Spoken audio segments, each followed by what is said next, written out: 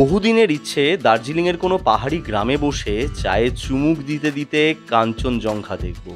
একটা পরিষ্কার পাহাড়ি গ্রাম, পাহাড়ি সরল মানুষদের সাথে সময় কাটাতে আর রাস্তার ধারে ফুটে থাকা বুনো গোলাপের গন্ধ নিতেই আমি চললাম দার্জিলিং।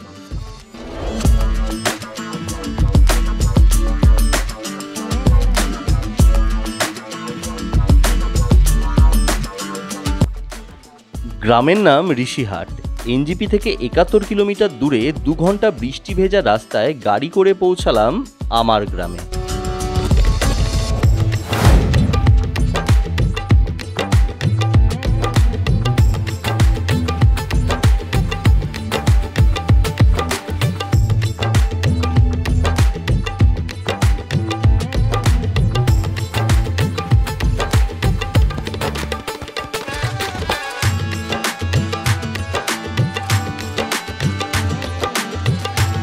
আমি ছিলাম দার্জিলিং ভিউ হোমস্টেতে, আর পাহাড়ি মানুষদের আতিথেয়তার কথা কে না জানে। তবে বেশ কিছুদিন ধরে কোনো এক পাহাড়ি স্রোতস্বিনী কন্যার আওয়াজ আমার কানে আসছিল, আর এখান থেকেই আমি পেয়ে গেলাম আমার অ্যাডভেঞ্চার শুরুর রসদ। সকালের উপাদেয় জলখাবার খেয়ে বেরিয়ে পড়লাম সেই কন্যার খোঁজে।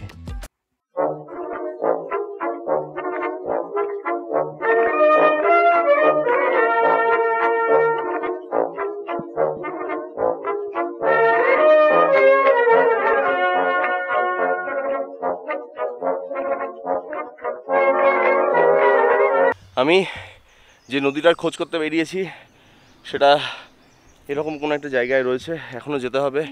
তবে হ্যাঁ, সেফটি হিসাবে এপাশে আমার পকেটে এরকম একটা ছোট্ট পোটলা রয়েছে, কারণ এই সমস্ত বনে কি হয়, জোক থাকে প্রচুর, তো যার জন্যে সেফটি হিসাবে আমি মোটামুটি জুতো টুতো পরে নিয়ে যতটা সম্ভব নিজেকে ঠিক রাখা যায় সেই হিসাবে আমি বেরিয়ে পড়েছি। যেটা আমি তোমাদেরকে বলি যে দেখো, সব কিছুর আগে সেফটি ফার্স্ট। তাই এখানকার যে ফরেস্ট রেঞ্জার অফিসার রয়েছে তাকেও আমি জানিয়ে এসেছি যে আমি এই পথে যাচ্ছি। তো তিনি যেটা বলছিলেন, এখানে দেখা যায় ব্ল্যাক লেপার্ড, তো আমাদেরকে একটুখানি সতর্ক হয়ে কিন্তু চলতেই হবে। চারিদিকে কান আর নজর, অল্প অল্প করে এগাবো, কিন্তু পুরোটা এগাবো। নদীর শব্দ এই মুহূর্তে আমার খুবই কাছে, আর আমি কিন্তু এগিয়ে চলেছি। এটা কিন্তু একদম ফুল র অ্যাডভেঞ্চার। আমি এখানে ক্যামেরাটা একটা কারণে অন করে রেখেছি, কারণ আমার পিছনে বারবার করে দেখা সম্ভব নয়। তাই ক্যামেরাটাকে আমি একটুখানি টেকনিক্যালি ইউজ করছি, যাতে পিছনের ভিউটাও কিন্তু আমার সামনে আসে, যাতে আমি অন্তত দেখতে পাই যে ভাই পিছন থেকে কিছু হচ্ছে না। তো ওই যে উঁচু উঁচু যে জায়গাগুলো রয়েছে, ওই জায়গাগুলোতে ভাল্লুক থাকে। কাজের সূত্রে আমার বিভিন্ন ধরনের লোকজনের সাথে পরিচয় হয়, এবং সেরকমই একজন যে এরকম পাহাড় পর্বত ক্লাইম্ব করে, সে একটা কথা আমাকে বলেছিল যে মানুষ যেখানেই যাবে তার চিহ্ন ফেলে যাবে, আর সেই চিহ্ন দেখে দেখেই আমি এগিয়ে চলছি। অনেকটাই বেশ ক্লান্ত হয়ে পড়েছিলাম, তবে এটা বেশ বুঝতে পারছিলাম আর কিছুক্ষণ হাঁটলেই নদীটার দেখা মিলবে। শরীরের সব শক্তি এক জায়গায় করে আবার হাঁটা শুরু করলাম, থামা যাবে না যে। অ্যান্ড ফাইনালি এই যে নদী, এই নদীটাকে খোঁজার জন্য ভাই এত কষ্ট করেছি। এইটা একটা ছোট্ট নদী, যদিও এই নদীগুলোকে বলা হয় ঝোড়া, কিন্তু এটা যখন বর্ষাকাল হবে তো তখন এর রূপই পাল্টে যাবে পুরো।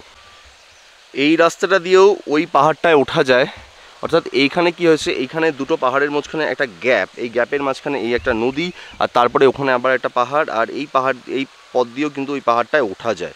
ভাবছিলাম যে ওই পাহাড়টায় যাব, কিন্তু তারপরে দেখলাম যে ভাই সাহস থাকা ভালো, কিন্তু অতিরিক্ত নয়। তবে আজকে এত অবধি যারা যারা সাথে ছিলে তারা অবশ্যই কমেন্ট করে বলো যে এটা কেমন লাগলো। ভাই চূড়ান্ত লেভেলের পরিশ্রম হয়েছে, কিন্তু তার সাথে সাথে একটা দারুণ রকম অ্যাচিভমেন্ট এই মুহূর্তে আমার মনে হচ্ছে যে ভাই এইখানে একটা দারুণ সুন্দর জায়গার আমি খোঁজ করে যাচ্ছি, যেটা তোমাদেরকে শুধু এবং শুধুমাত্র দ্য বেঙ্গলি রেডি দিতে পারবে। চলো। ফিরে এসে চায়ের কাপে চুমুক দিতে দিতে হোমস্টের বারান্দা থেকে অনেকক্ষণ ধরে খোঁজ করলাম কাঞ্চনজঙ্ঘার। না, কাঞ্চনজঙ্ঘার দেখা তো মিলল না, কিন্তু ফরেস্ট অফিসার কিন্তু একবার এসে খোঁজ নিয়ে গেল। অগত্যা আমি আবার বেরিয়ে পড়লাম গ্রাম বেড়াতে। পাহাড়ে এত সুন্দর সুন্দর বাড়ি দেখে মনটা ভরে গেল। হাঁটতে হাঁটতে আমি পৌঁছালাম গ্রামের শেষ সীমানায়, যেখানে একটা মনেস্ট্রি রয়েছে।